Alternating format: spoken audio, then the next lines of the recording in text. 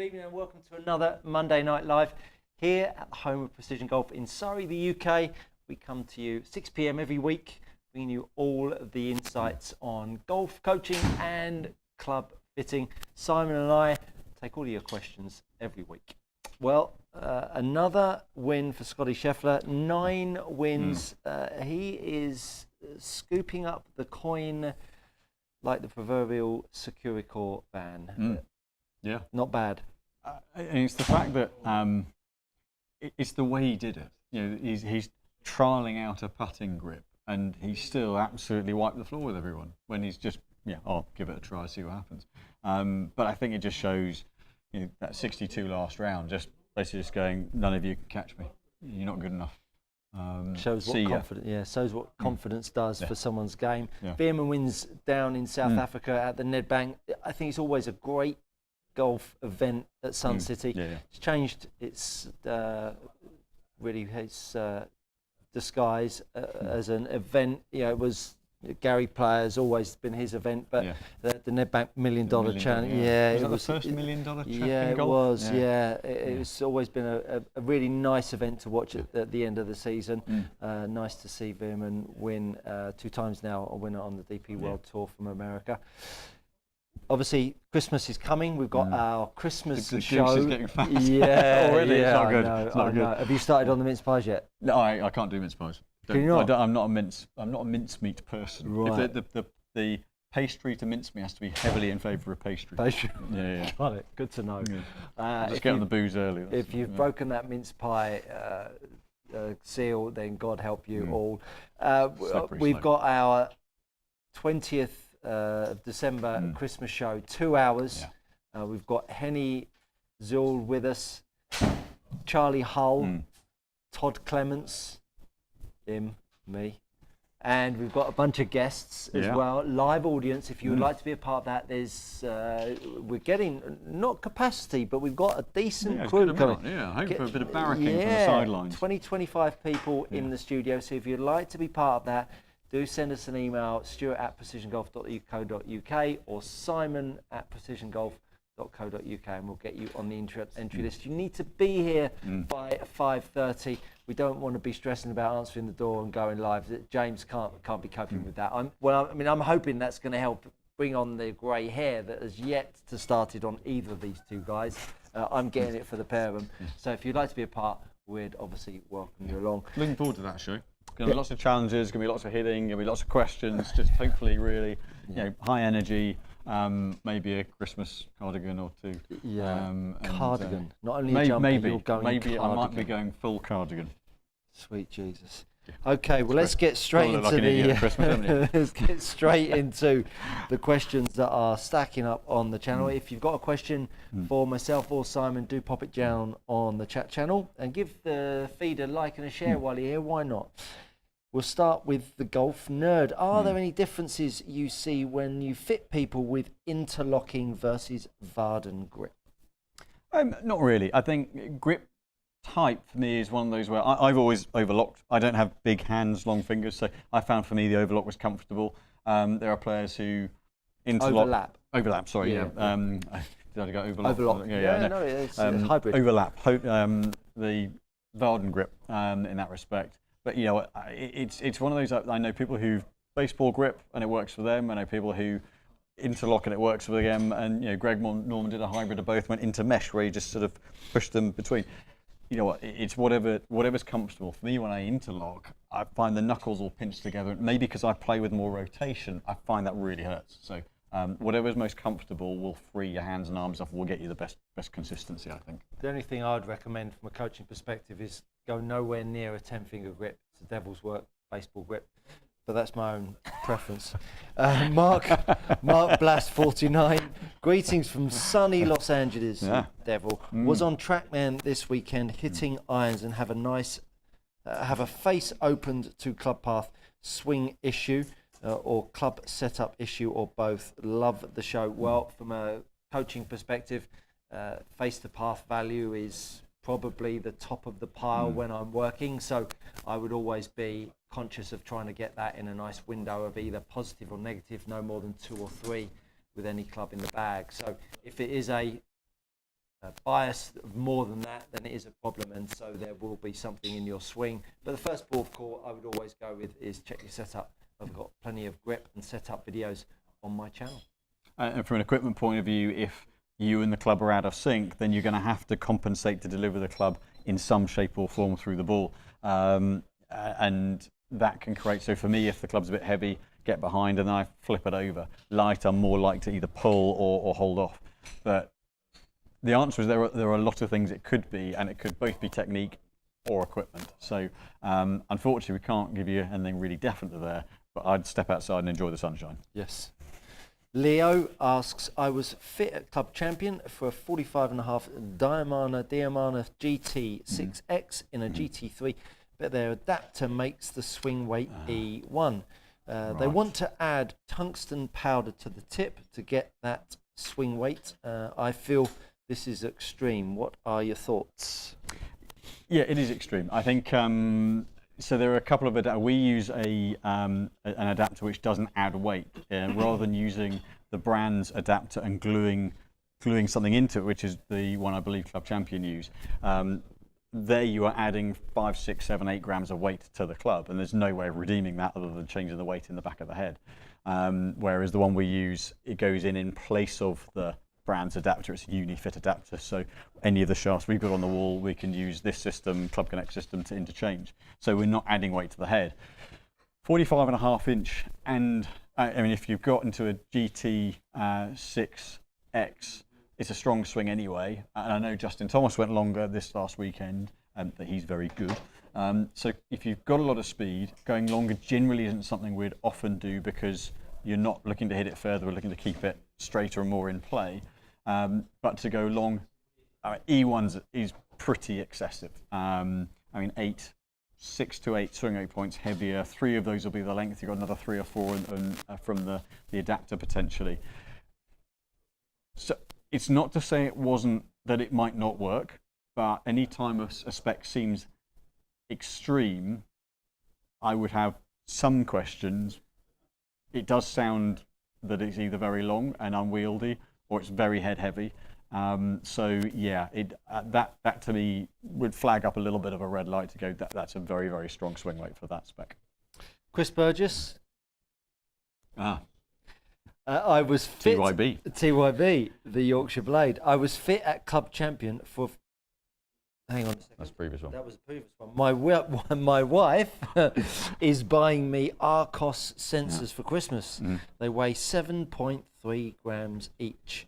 How much weight do I need to add to the head to balance the clubs again, and how will the overall swing weight increase my swing or affect my swing? So depending on which ones they are, if they're the ones that screw into the butt end of the grip, then actually you may not need to add anything, because if they screw in through the top of the grip, then as long as you hold the grip, then it sits above the hand, so that's got the least effect.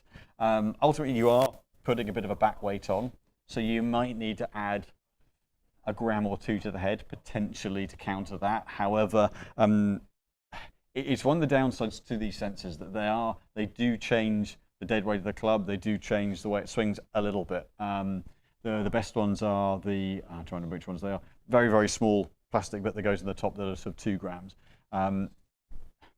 The answer is it will affect it a little bit, but hopefully you haven't got to do much to change it to get it back to what swings correctly for you. I'd try a couple of grams, I'd try a swing weight point, but it is going to be a little bit of a trial and error to just find what works for you with that, because it's sitting above your hands rather than below, so it has minimal effect, but it will have some effect, and that is just the downside of some of those sensors.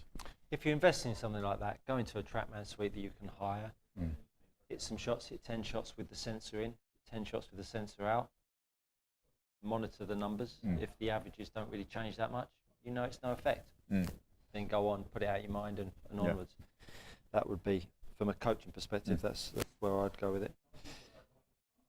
Mark Blass, 49, more details on club KBS C taper 120S D4 swing weight T100 irons. So this is our the Californian friend. This yes. is the Californian friend, yes. So it was Cito sorry again, but what was So the the details greeting. again? So the question was he was having too much of a face to path issue.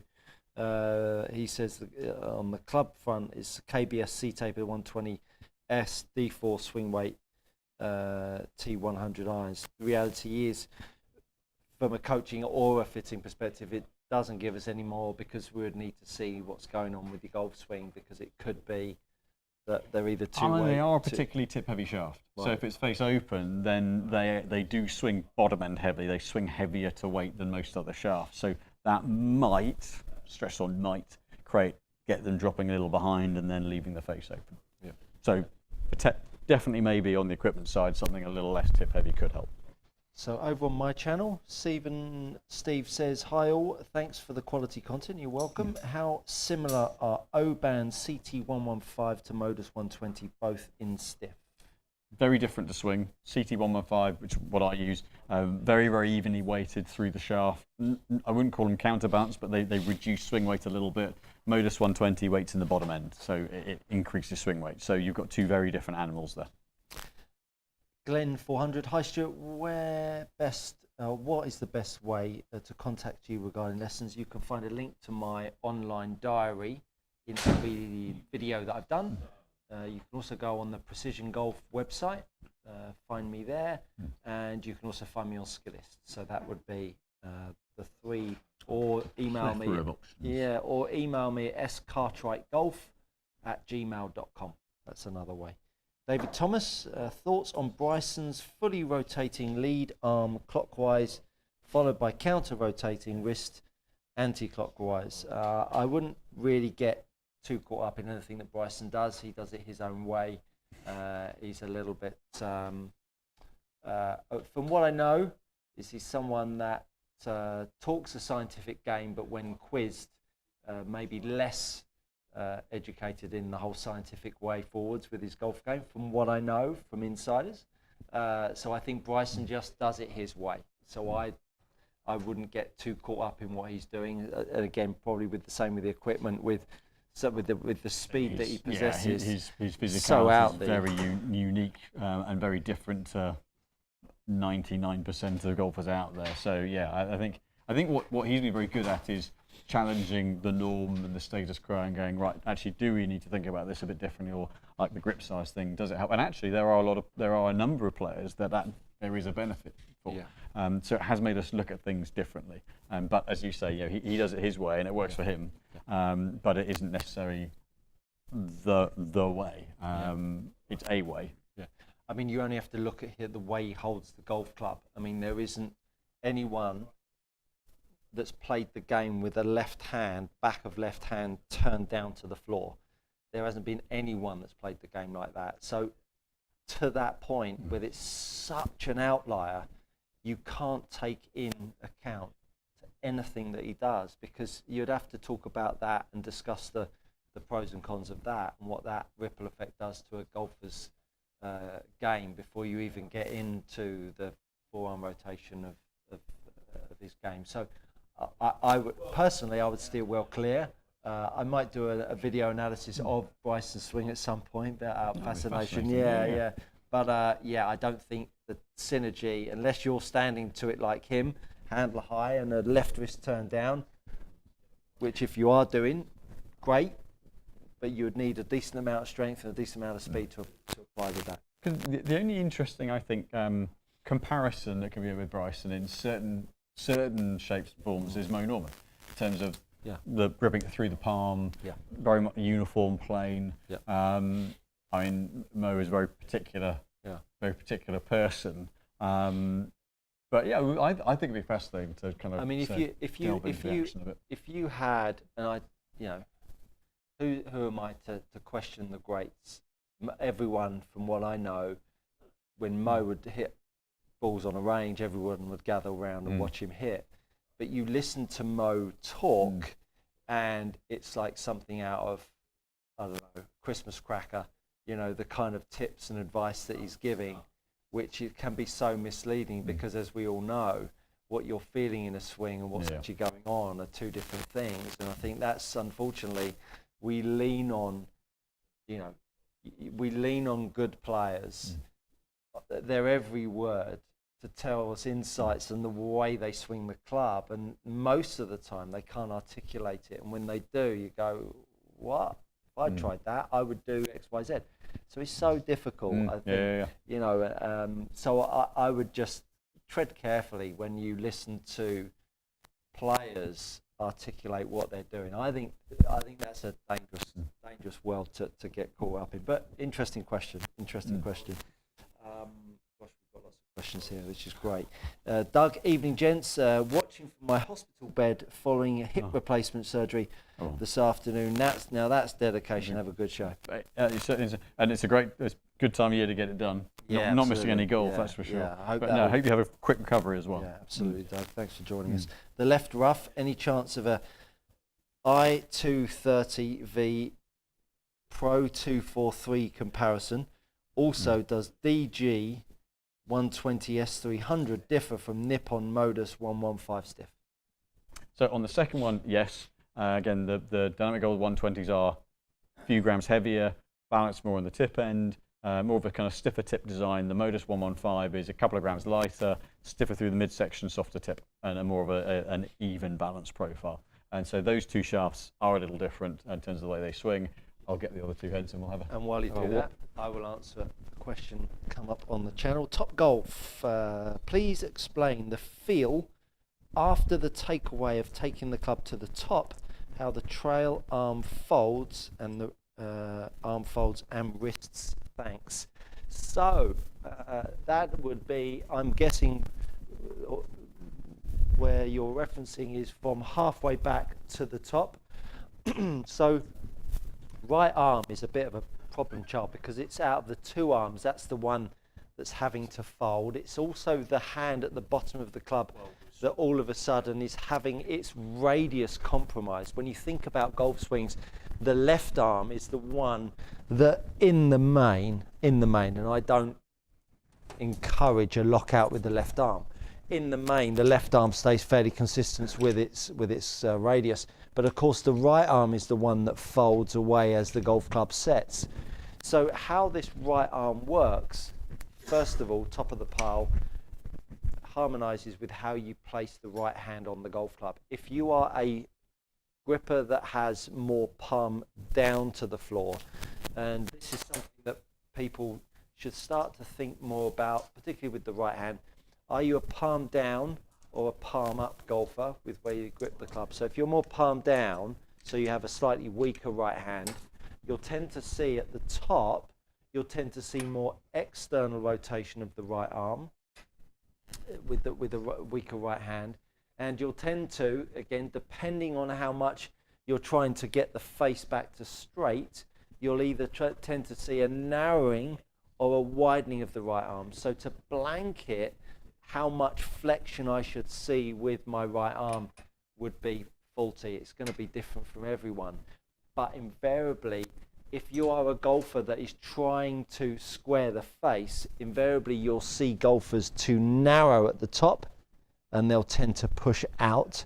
For golfers that are trying to hold the face off, you'll tend to see them more wide to narrow in a backswing to downswing. So that would be the radius of the arm, harmonizing with the shot that the golfer is seeing, and where you place your right hand on the club. If it's more on top, you'll tend to get more external rotation.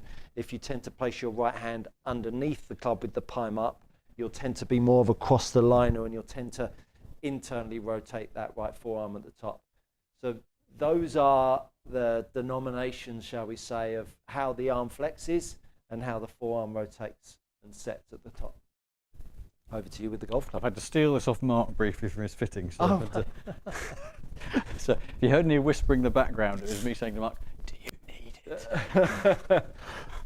His answer was yes, but I've nicked it for a short period. So I'm going to start with the 243. So construction-wise, both have a little bit of face tech. The Mizuno starts at 7 iron in terms of using the face, as does the Ping. Very, very similar in terms of kind of the principles that they're going with. However, we should see, should being the operative word, some slightly different flight numbers. So it's not fine, not my finest strike. I'm digging the black and pink tonight, by the way. Oh, thank you very much. That's a nice combo, that. Nice combo. So generally we've seen the two, I appreciate the blue and the stone, I think. Yeah. Yes. So generally we've seen not now. Not live for Brian. Generally seen slightly lower launch with moderate spin with the 243. So that one kind of 4.9 on spin. I'm going to give that one more because I didn't really strike it, but very, very clean visual on the head. It's a better hit. But yeah, definitely good for not letting launch pop up too much, but retain a little bit of spin. Softer feel because of the forged framing. So that one, where are we on spin with that? 4.780, so kind of strong-ish from a trajectory point of view.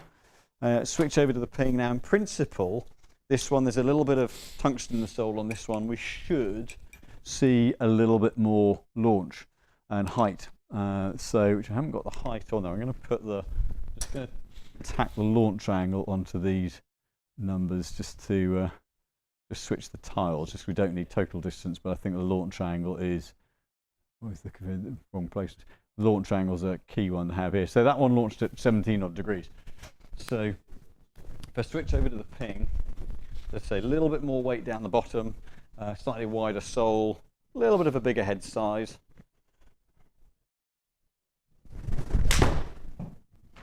But a noticeably higher launch. So we'd use the ping to keep launch and a bit of spin on, to flight it up a little bit more. We'd use the Mizuno head to bring the flight down a little bit more. So they've gone almost identical distances. The pings launched at 18.2 versus 17.8. Actually felt a bigger difference than that, but the spin's up a couple of hundred revs. So if you want a bit more flight, go the ping. If you want to bring the launch, keep the launch a little bit stronger, play the Mizuno. That, in a nutshell, is what we do every Monday night. Talk about golf swings, talk about equipment. Simon hits some. Steal things off our fitters. Steal things off our fitters. Mark's just waiting in the background. And we are having a live show on Friday the 20th of December. If you'd like to be part of our live studio audience with Charlie Hull, Todd Clements, Henny Zool, myself and Simon, and 25 or more guests. We'd love to have you along. Need to be here by 5:30 though. Drop us a line. Stanton and Waldorf this time? Or? Yeah, who knows? Jeeves and Wooster? Yeah, Jeeves and Wooster. Yeah, Wooster. And you just need to be here by 5:30. Have a few nibbles and a glass of sherry, I'm sure. Oh, sherry. That is the devil's work. That is the devil's work. Oh dear, port man. That's up there with. No, that creates the devil's work. That creates a thumping head the following day, that's for sure. Leo goes on to say, to add, I live in the US, so I'm unaware of a place like yours to get a top tier fit. Unfortunately, Leo, there is only one place in the world that does what we do. It's right here. Get yourself on a plane, come over. Yeah, come and play some of the courses over here and tag along a fit. Absolutely. Andrew Hommett, what's your view on the hack motion as a training aid? Have you used it, and do you think it's a help or just something to paper over the cracks in your swing? Well, I've done a few videos on it on my YouTube channel, Good Golf Coaching. It's a great bit of kit. I don't necessarily agree with the utilization of trying to bow your left wrist to stop the ball from slicing, but I think from a data point that allows you to measure what your wrist angles are doing, fantastic. I've actually got a discount code. If you go over to my channel, check out one of my videos on hack motion, and you'll get a little bit of discount on it. Get it in. There's still time for a Christmas present. Yeah, exactly. So if I try and bow my left wrist, it feels like I'm going to snap.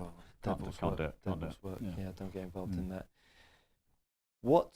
I have interlocked for 40 years. Aussie golfer says, I've jumped ahead there, but I saw it come up. So Tony, by the way, evening gents, looking forward to next week. That's a gent that's coming down. Yeah, catch up on the clubs and then staying on for the live. Brilliant What's stuff. your favourite golf course in the world, and where you most want to play, and why to both? So, favourite golf course in the world, one I've played, Cypress Point. And the one I'd like to play, we'd all like to play Augusta, wouldn't we? It's a shame they're both over there. Yeah. St George's Hill, which is my home club, that's right up there as well. It's just a great, fun, beautiful course, great membership, great terrace for a drink afterwards. Kingston Heath, my favourite place to play in the world, down in Australia. Places that I would like to play. I don't have anything that's up on my. I think Pebble Beach would be somewhere I'd like to play. Do you know what? I've seen Augusta without the galleries. I think it would be a bit of a disappointment. I think when the galleries are there, and which obviously you need to be playing some good golf to get there. Yeah, I might struggle for that one. Yeah, me too. Yeah, I might get a squirrel. But when you stand on that first tee and it's like a bit of a field. Yeah. I think other than the condition, once you've had a few four putts, it will be. Let's face it, yeah. I'm not sure whether that, but Pebble, I do fancy that, and I will get to play that at some Royal point. Melbourne would be one that the sandbelt down North Spectacular. looks unbelievably Royal Melbourne, good. but Kingston Heath is better. Yeah, Kingston One Heath thing is I've better. enjoyed seeing on the Aussie courses recently is the way that, I probably mentioned it last week, is the way that where the greens are, the drop-offs, there's almost a bit of drama around the greens. Oh my God. And where you if you miss a green, you miss a green, rather than it just finding a bit of thick rough. I think those sort of tests where the ball really runs away, you see such creativity from the players. It's so fun to watch. Yeah, spectacular. Andy JM, hi guys. Shallow face versus deeper faced fairway width. Good question. What are the pros and cons of each one? How do you decide which is best for you? So generally speaking, if you're someone who picks it clean and doesn't take a divot and kind of nips it off the top, you've got a very shallow angle attack, then a shallower face, what it does is it's lowering the centre of gravity. So you're finding relative to, it's an iron head, but relative to the golf ball, if you've got a shallower head, the centre of mass is going to sit lower in the face. It's going to sit lower relative to the centre of the ball. Whereas if you've got a steeper club head, the centre of mass sits higher up the face, so it's higher up the ball. So if you pick the ball off, shallower head helps to collect the ball, gets the centre of mass in the club head under the ball and flights it up more, so you get a more consistent strike. If you play a deep head, generally the centre of mass sits higher up. If you catch it low on the face, it's like a fin. So if you hit down on it and spin it a lot, then a higher CG head, a deeper face, generally is designed to keep the flight down or forwards more. And if you pick it, shallower head helps to get underneath the ball and pick it up a bit more. Nicely explained. Gary Satterfield is on. Hi guys, just in case someone can't watch the live show on December the 20th, will it be repeated just like all the other shows, live shows? Thanks. We'll probably do about 50 of them over Christmas, just stick it on like everyone else does, stick it on repeat. Yeah, it'll be on both channels. You'll be able to just click. If you go to either of the channels, if you go up to the top bar, you'll see live. Click on that and you'll see the live show drop down there. And incidentally, if any of you guys who are on regularly and can't watch that one, if you have any questions that you want us to ask, send them in beforehand. Let us know. Email the two of us. We've got 2 hours, and we've got hopefully Charlie and Todd for a lot of that. So any questions you want to ask, if you can't ask them live, let us know beforehand, and we'll do what we can to get them on. Amen to that. Graham Murray, hi Stuart. What do you think of the rolling over of the left foot during impact on both Scotty and Justin this weekend? Tiger seemed to think it was a great thing. I think if you've got the flexibility in your ankle, you've got such elasticity going on down through the ankle joints for those players, they're just going to keep on doing it. It just shows the kind of stress and force that's going through their feet. If you went up to them and tried to stop that, they would feel like you've taken one of their arms off. So again, one of those things you wouldn't necessarily encourage when it's going all out like that, but you see it in a lot of amateur golfers as you do with tour players. So if it's working for them, it's certainly not something that you would encourage to stop as a bad point.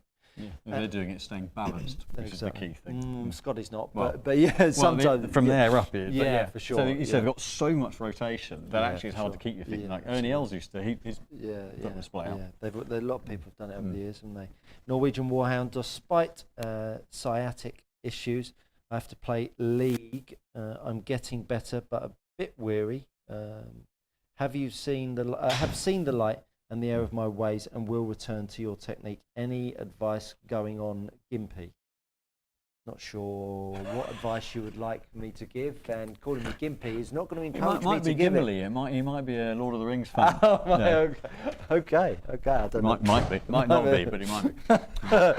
I'll bring out the Gimpy. Gimp. I'll bring out the Gimp. Yeah, I'm not sure about that. I'll get the Gimp mask. Kevin Phillips.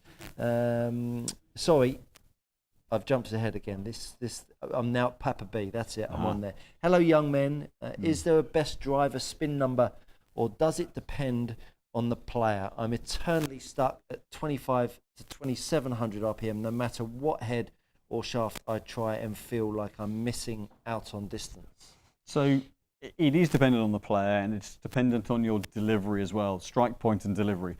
So I would put money on being able to get your spin rate lower than that, with some sort of combination out there. But in order to do it, you might harm consistency. So it's going to be a mixture of technique and club setup that does it. So if you tend to be a little trappy with the face open, then you're going to launch it lower and spin it more. If you hit up on it a lot and close the face, you're going to launch it high and spin it a lot less. There are lots of elements to it, but if you struggle to get the spin lower than that, then there will be something technique-wise which could be done to improve that for sure. Well said. Goodness me. Aussie golfer, I haven't been for 40 years, done that. Left rough. What's meant by early, late release, smooth, quick transition? Which bracket would each of you fall into, for example? So what's meant by early, late release? Early, late release, first up, is where the golf club is starting to swing past the handle. So if there's an early releaser of the golf club, the radius is starting to expand here. If you're a late releaser of the golf club, the club is really being led by the handle, and you're trapping the golf ball. What was the second part to that question? Which ones would each of us be, I think? Yeah, so I'm going to have to let Stuart answer that one. Yeah, so Simon is quite a hard releaser of the golf club. That's why he's a high launcher of the golf ball. Releases it really hard, got lots of body speed. I'm a bit of more of a trappy, deliver very little loft.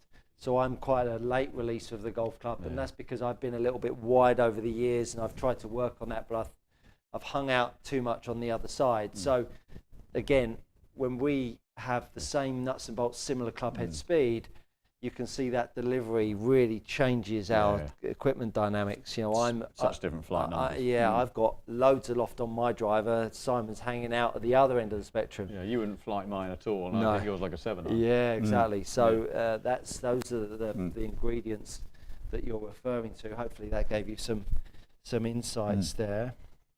Kevin Phillips, can you describe the difference between the 610S Plus PX wedge 6.5 and DG S200 in wedges? Thank you. So 3 shafts in there. The KBS, the 610 S Plus is 125 gram. Balance is designed for lower launch and spin. Now, granted, a wedge shaft isn't going to change that very much because there's not enough bend and deflection in the shaft. But balance point a little lower down, particularly for the KBS shafts, and so designed that lower launch, lower spin. The Project X wedge shaft, I think, was the other one. Yes. One of the other ones on there. So the wedge-specific version of their shaft sits slightly heavier. So like a 6.0 would sit more like a 125 grams than a 120, and designed to be a little bit more responsive to the tip, but again, swings pretty tip heavy, but more responsive than the standard Project X, and not wildly dissimilar to the 610. Maybe swings a little more tip heavy than that. The standard Dynamic Gold wedge shaft, 132 grams, so sits heavier than the others, but a much more evenly distributed mass, and a little less tip responsive than the others as well. So the Project X shafts graduate in weight, as do the 610. 610s go from, I guess the S Plus, was there a flex on the Project X wedge shaft? Sorry. Let me have a little look. Project X 6.5. So 6.5 will sit a little heavier, more like 130. But yeah, the balance is then quite different to the Dynamic Gold. Yeah, so slightly 610, 120 S Plus sits at 125. Then the Project X 6.0 is a little bit heavier than that, and the Dynamic Gold's a little heavier than that. But the Dynamic Gold will be less bottom end weighted and probably give you a little bit more feel as well. David Thomas, thanks for your thoughts. Just for some interest though, I've dropped my handicap by 5 following Bryson's advice and continue to drop. For me, it's all about golfers playing better wherever you source your insights. So if it's working, keep at it, and well done you for lowering those, and well done Bryson for helping you out with that. Mark Rowley, hey fellas, any point looking at the spin loft numbers on TrackMan for driver to get more distance, and what's it mean? The answer is yes, very much so. So it's really a case that there is an optimum spin loft for everyone. It changes depending on your angle of attack and your speed. So it's the, in kind of broadly speaking, it's a measurement of where you're launching the ball relative to delivery, how much dynamic loft you're adding, how much spin you're adding relative to it. So the closer you can get your angle of attack to the launch angle, the lower the spin loft's going to be. So it's a way of giving a number around really kind of where your delivery position is. It's one of those where it's a function of other data on there, and it's not one that I use in a fitting. I'm looking at someone's angle of attack, club speed, launch angle, and the loft of the club head to help with that as well. But it's something that a lot of people go to. But yes, optimizing that will help you optimize your distance. Very good. Very good. Oh, David Sayers says fancy dress on the 20th, fellas. A certain amount of it will be, yeah. It won't be full. It won't be full on elf, I'm afraid. Yeah. Well, I'll try and make myself look slightly like a pillock for you. Scott Watson, hi. What's the KBS TGI 110 shaft profile like compared to the PX 6.5 Modus 130X? KBS recommends the TGI 110 only for 94 plus miles an hour 7-iron players. After injuring my wrist, I would now like to test graphite. So whatever you do, do not go on shaft based on club speed. Doesn't work like that. You can be a 84, 85 mile an hour swinger of the club, and that shaft could work for you. It's more about how you are moving the club and how that mass works for you. So going to a graphite versus a steel, in principle, you're going to take out vibration. You're also going to bring the bounce point up the shaft versus a lot of steel shafts as well. So that can take some of the strain out in theory. But I think there was a Project X and a Modus mentioned in there. But either way, a Project X 6.5 or the Modus 120 X-Flex are going to swing a lot more tip heavy. They are heavier. They're both at 118 or 125 grams versus the 110 the KBS. But the KBS is upper mid balance point. They're a bit heavier in the lower half. So that might be too much of a change. But ultimately, it could be a grip size. Going to a slightly bigger grip could help with your wrist as well. But don't go purely on club speed. Test based on how you're moving and how your timing improves. And if you can take a bit of strain out, a bit of rotation out, for example, then that takes strain off your wrist and that will help. But don't do it based on club speed alone. Very good. Jason Owen, why do 90% of club golfers slice their driver? 2 reasons. They pull on the golf club for too long, which means that the handle arrives back to strike too early for the head. And the reason for that is because A, they're trying to hit it a long way, and B, the lever is much longer. Imagine a driver 3 times longer and then you were swinging it, how early the handle would get back to the golf ball before the club head. So you need to accept that there needs to be a moment where the club head swings. And the exacerbator of the error is the fact that the ball is far forwards, that they're then catching it on the way back in with an open face. Now you've got a path left and a face right. So you're going to come up with a slice. So, and I've actually done a video that I filmed today. It's coming out tomorrow that will help you with that if you want to check it out. A lot of the stock drivers are long. So Justin Thomas has been trialling a 46-inch driver this week, but that's very long for them. Most of the tour pros play between 44.5 and 45 inches. Most off-the-rack drivers are 45.5, 45 3/4. So actually most amateurs are trying to play a club that's harder to hit than the pros are using. So 99% of golfers will benefit from playing a less long driver shaft. There's less club to have to get back to the ball, which, exactly as Stuart said, the longer it is, the harder it is to sync up. So what's going to happen for most players is, works kind of either leaves the face open and pulls the path across and off the ball goes, sort of fading or slicing, whichever direction it is, depending on what left hand or right hand you are. But yes, harder to square a face up the longer the shaft is. Get yourself a driver. Make it a foot long, 12 inches long instead of 45. And then you would then swing it and you'd feel like it's be the easiest thing to square the face up with. So you then get something that's 5 meters long. It'd feel like, oh my goodness, I've got so long to wait for the club to swing. We don't appreciate the leverage in a golf swing enough, in my opinion. Kevin Phillips, we've done. Jason, Nick K, 3 most forgiving players, distance irons, 3 least forgiving. It's a very broad category. As in one of the videos we've done on this, I covered 3 different styles of heads and got criticised about why did you not put this in? That's not a player's distance iron. This one is. It's such a broad category. So you can go from, Titleist have the T200 down to the T150, which are totally different heads. I would say if we're going some of the more forgiving ones, I'm picking the i530 is an absolute cannon. It's pretty forgiving. T200 is pretty forgiving. I would also add into that, I think the Mizuno, the MP245 is pretty forgiving. But less forgiving, probably the 243 sort of falls into that category. T150 would be at the less forgiving end of things, but still a great performing head. Other players' distance, thing else you put into that.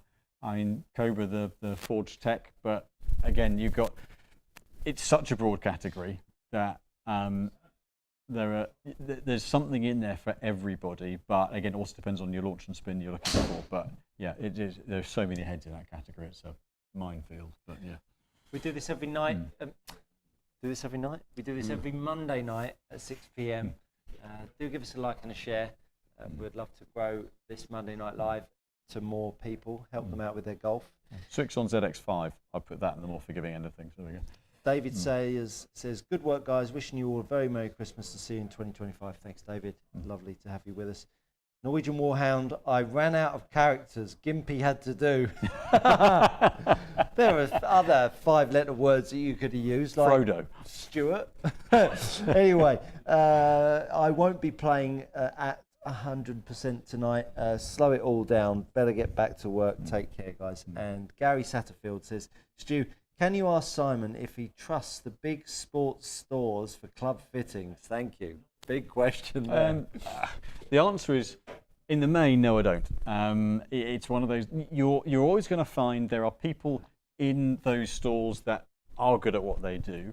But what you're going to find the majority of the time is people who are on commission, who are on incentives to sell certain things, and are pushing. There's a big sales push the whole time. We know that. Some of our guys that fit here have worked in them before, and they've told us what is involved in working there. And it's more a case of making sure you get a sale at all costs. Now, it doesn't mean that they're not necessarily good fitters, but they've got limited options to work with each brand, and they've got sales targets to hit, which are pretty strong, and there are lots of pressuring from them. So you might get lucky, but chances are it's better than just going, oh, look, they're pretty, I'll buy a set of them. At least you get the chance to test them.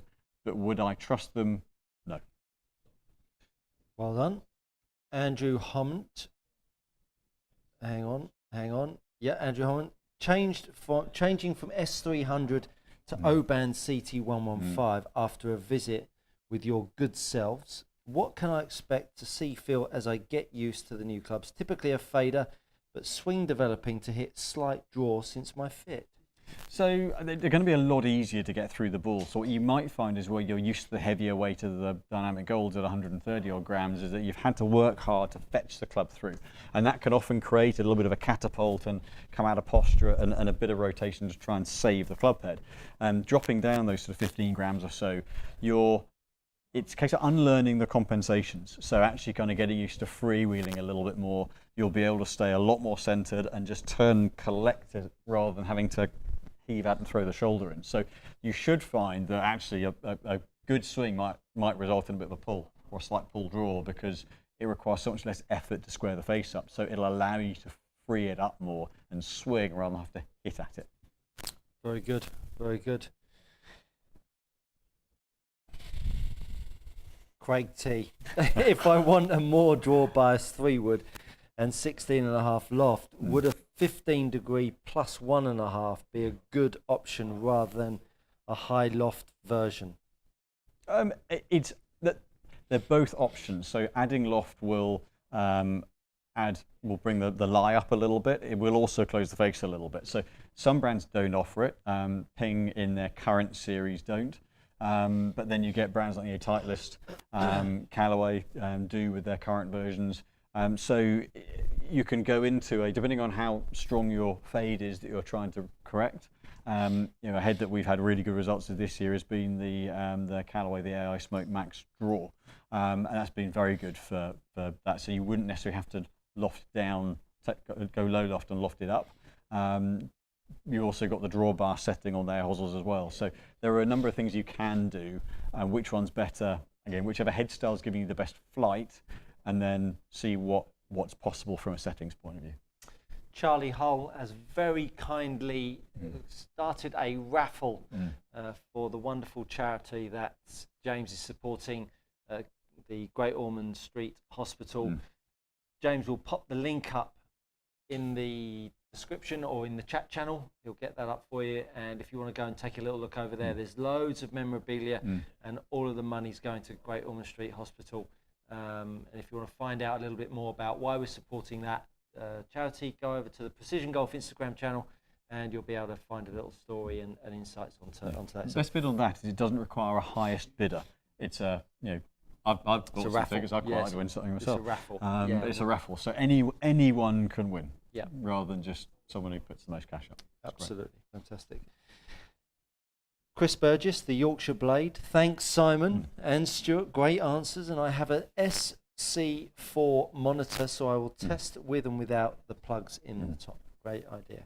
Chris S., did you guys ever do a comparison between the current T100 and the last gen T100?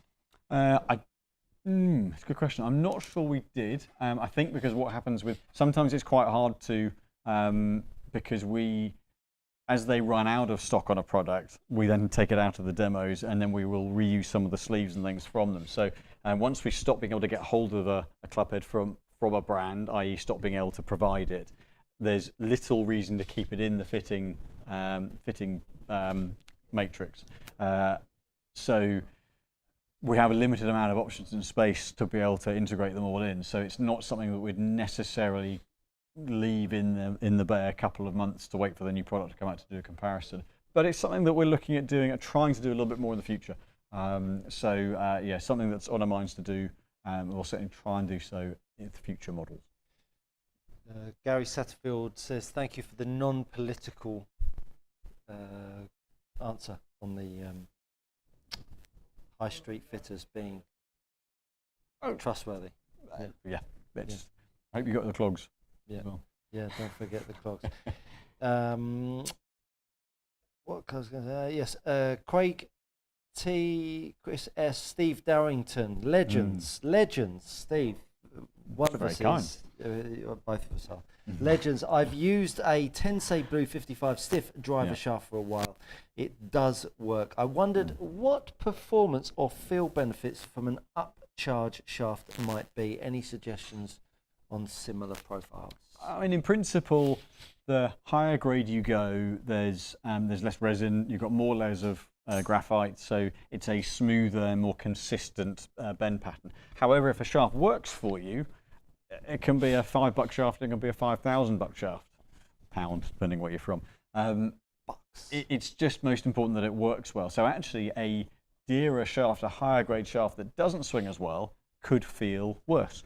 It's still, Mitsubishi don't make made for shafts. The Tensei AV55 is, they would kind of term sort of more of an entry level, and you've got the Pro 1Ks that sit above that from a material point of view, but it's not a cheap made for job like some of the brands used to do in the past. I mean, a similar profile, if we're going 55, because they're in the Pro series, they go a little bit lighter. So if you're going a similar profile in a 55, if you want a smooth feel, I would say actually on the graphite designs would work well. If you're wanting something a little lower spin, maybe a UB5, that would be a good shaft. If you're wanting something with a bit more tip response, then Acura, the GX150 would be a good option. Boy knows his beer. Knows his beer.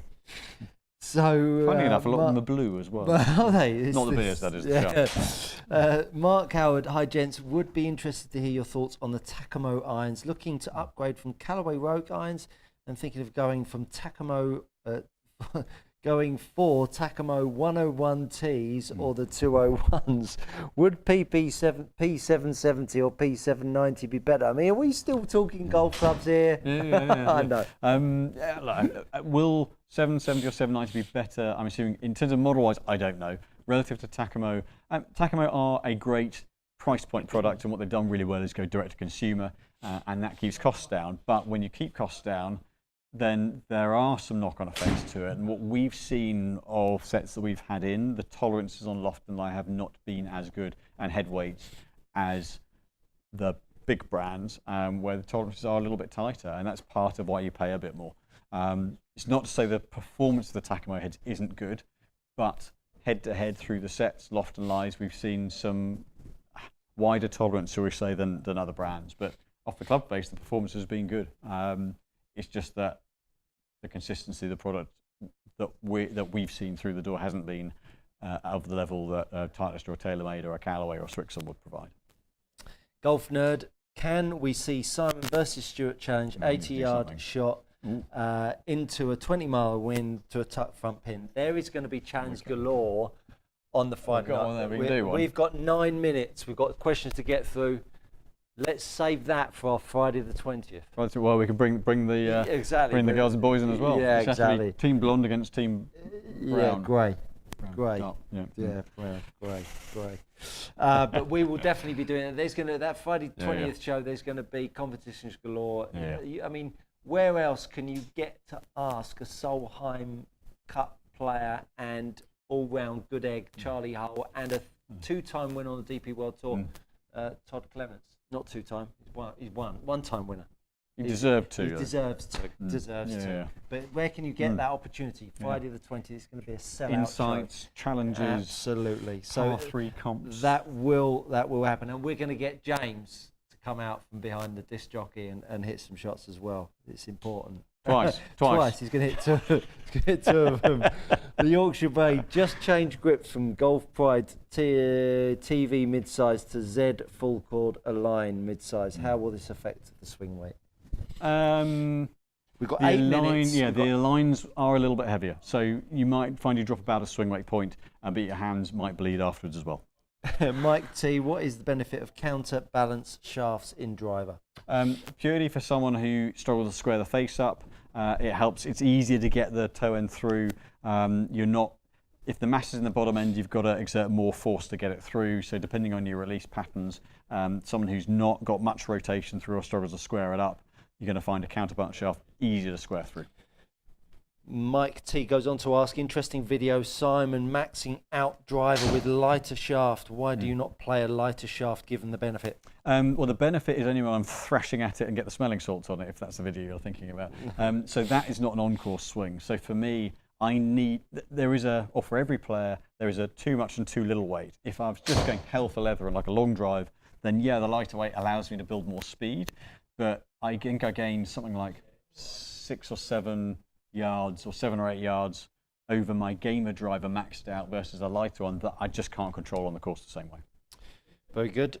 S. Forbes, any chance Simon could do a quick test of the Srixon ZX5 versus Callaway Apex Pro VS AI 200? Mainly want to look at launch and peak height differences. Thanks. The ZX5, as per earlier, we've actually moved out of the fitting bays and out of the demos because we can't get them anymore. They went out of stock about a few weeks back, a month ago maybe. So, however, the AI, if you're a drawer of the ball, the AI 200 is a very low spin head. If you fade it, it retains a bit of flight. The ZX5, we launched it a little bit more and retain a bit more spin. What was the other head? The other head was the Callaway Apex Pro versus... Apex Pro, slower off the face, higher launch, higher spin, nowhere near as hot as previous models have been as well. Versus the AI 200. Probably going to be about 7 or 8 yards difference, I would say. Yeah. Albert Chung, I've been fitted into Dynamic Gold 120 X100 for irons and Ventus Blue TR6X for driver. What hybrid shaft do you suggest I try, in particular what height? What weight? Something around the 85 gram mark, 85 to 90 gram mark would make sense. Yeah, I mean, there are any number of them. But yeah, so that way, I mean, there are a lot of shafts in that kind of weight category. You do have quite different balance points on your iron shafts to driver. So Depends whether you swing it more like a wood or more like an iron as to which one's better. Gary Satsfield asks, what would be your main swing thought on the course if you found your golf swing going in the bin? Good question. I would always check my grip, and I would always lean on getting my grip a bit stronger and see where the ball flight goes and then work back from there. So I'd always go grip first before I do anything, because that can change very, very easily, which all of a sudden sends the ball off in different places, which then makes your grip pressure change and all hell can break loose. What about you? For me, if it goes wrong, I get lateral. So it's centering, actually swinging with my core, because that connects me and stops me getting lateral. Good answer. David Smith, hi guys, looking forward to the live show. David's going to be here with us. What is your opinion on using a budget launch monitor at the driving range, and what data should you be concentrated on? I think they all have their merits. What you first want to do though is hire whatever one you buy, go to a TrackMan suite and calibrate whatever that budget monitor does in relation to TrackMan, and then you've got a bit of a reference point, because they'll all measure it differently and different tolerances, but you do get what you pay for, unfortunately, when it comes to the launch monitor. In terms of what to look out for, again, depends on what you're trying to work on with your golf swing, but you invariably won't get the attack angle, club path and face to path on the lower end stuff. You'll get spin rates and ball launching. You do that down the range with a hooky golf ball, and honestly, you're better off saving your money and spending it on renting a TrackMan suite every 6 weeks during the winter. Mark Blass, recommendations on shafts similar to the KBS C-Taper 120S. That's a little bit lighter. We'll make Mega RR18 the last question we answer. Okay, so a little bit lighter, but keeping the balance point similar. I say the Modus, the 120 is a good one. That's in a 114, the stiff in a 114, 115 gram. I would say also, or actually the Acra, the I Steel Red 110, if you want to go that light, that would also be an option, but that's quite a lot lighter. But one of those two would certainly be good for stability, but also keeping the balance on the tip end. Ian Linfoot, do the exotic brands such as Epon and GMAR and any others you know have players' distance performance? Yes. So GMAR, for example, have the ADW1.